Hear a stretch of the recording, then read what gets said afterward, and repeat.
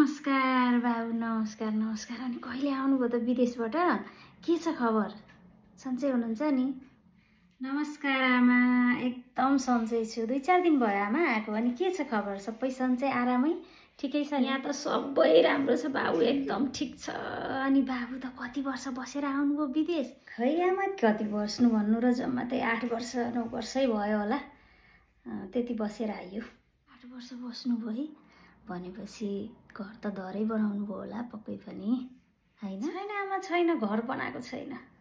घर बनाएको छैन अहिलेलाई। ए हो र भने, अनि घर बनाउनु भएन? घर नबनाए पनि 2-4 वटा यसो बजारतिर घडेरी त पक्कै किन्नु भयो नि त। छैन छैन आमा, त्यो पनि किनेको छैन।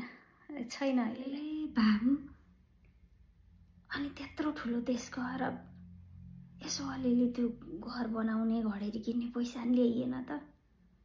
भएन है त्यसो त। उति खाडी मुलुक गएकाले कति कमाउँछन्, उति पल्ला घरकाले घडेरी किन्यो, घर बनायो, बिहे गर्यो, त्यो सबै उहाँबाट कमाएको पैसा। त्यत्रो ठुलो देश गएर त्यत्रो वर्ष बसेको के अर्थ भयो र? अनि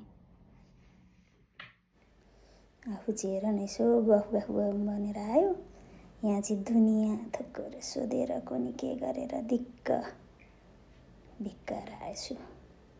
ननिस्के भए नि हुने रहेछ कुरो।